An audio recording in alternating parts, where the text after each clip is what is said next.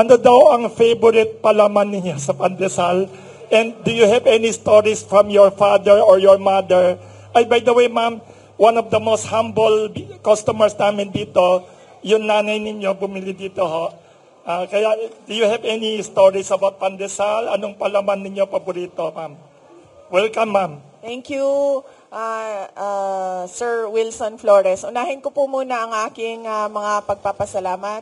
Una, magandang umaga sa inyong lahat. Maayong buntag sa inyong tanan. Assalamualaikum warahmatullahi wabarakatuh. Magpapasalamat po ako, sir, kasi sobrang saya ko nung natanggap ko yung invitation ni Sir Wilson Flores na dumalo sa World Pandesal Day. Kasi nakikita ko yung sa social media, no, sa internet, yung mga tao na ini-interview at nagsasalita na ito yung nasa likod nila, Kamuning Bakery Cafe. Tapos lagi kong naisip, parang gusto ko ma-interview dyan na mayroong nakalagay sa likod ko na Kamuning Bakery Cafe. Kaya was truly very happy to have received your invitation, and thank you. And happy World Pandesal Day sa inyong lahat. Ang pandesal, paborito ko, hindi siya hindi siya ordinaryong palaman. Ang pinaka-paborito ko na palaman is yung cheese whiz, tapos yung daing, bulad sa Bisaya. Yung daing, boneless na siya, tinatanggal ko siya sa mga buto, tapos nilalagay ko siya doon sa loob. So, yun yung pinaka-paborito ko na palaman sa pandesal, cheese whiz saka bulad or daing.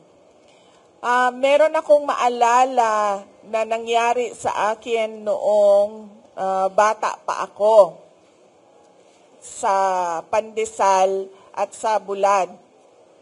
Kasi ang ginawa ko, hindi ko lang maalala kung I was 5, 6, or 7 years old. Basta ang maalala ko, ganun ang ginawa ko kasi ang lola ko din, nakatira kami sa bahay ng lola ko, mahilig sa bulad. So breakfast, may bulad. Tapos ang ginawa ko, ganun ang ginawa ko. Kinuha ko yung bulad, yung akala ko malinis na siya na wala siyang buto, wala siyang tinik. So, nilagay ko sa pandesal, tapos kinain ko diretso, ganon. Tapos, meron pala siyang tinik na naiwan doon. So, at saka medyo siya malaki. So, natusok yung ngalangala ko. Tapos, nang natusok yung ngalangala ko, sobrang iyak ko na. Breakfast yun, papunta kaming paaralan. Papasok kami sa school.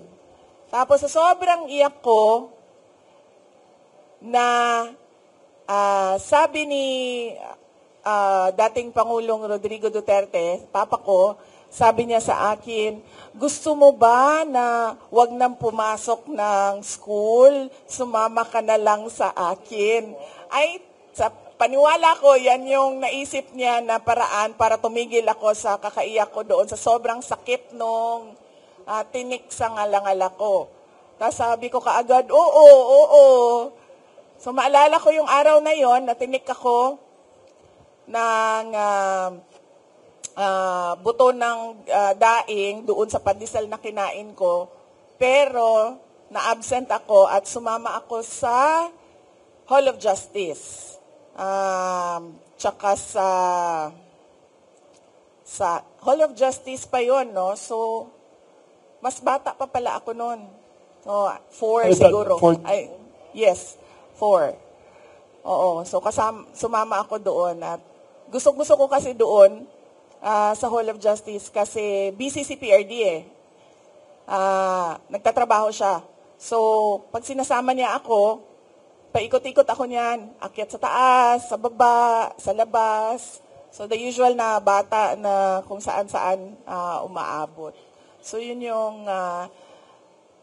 hindi ko makalimutan na memory sa pandesal. Kaya ingat na ako kapag ginagawa ko yung cheese whiz tsaka daing.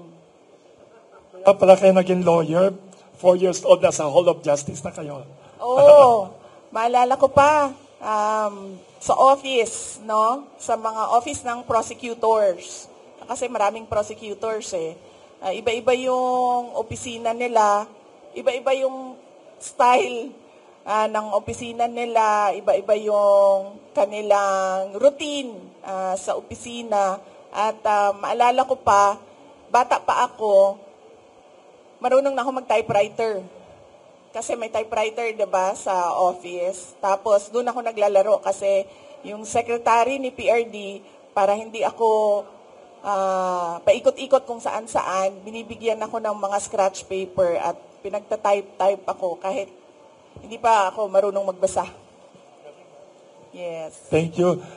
Before we continue, I'd like to acknowledge one of your biggest fans, ma'am, in the Philippines, Congressman Bong Sontay. Opo. Congressman namin dito, ha? Yes. Good morning po, Congressman. Thank you. Bong Sontay is my schoolmate. Schoolmate pala kayo. Ay, hindi tayo nag-abot. Nag-abot ba tayo? Hindi na, no? Oh, wow. Oh, yeah. So, nag-abot tayo sa San Beda Thank you. College. May tanong sila, kung may memories, yung tatay ninyo, anong daw ang paboritong palaman ni former President Duterte? May picture siya na nasa Davao kumakain ng pandesal. Unfortunately, hindi ko alam kung ano yung, or kung naglalagay ba siya ng palaman. Yan ang hindi ko alam. Ang the best na tanungin natin dyan si Kitty. Kasi yes. siya yung lumaki na nandyan talaga si PRD. PRD. Thank you.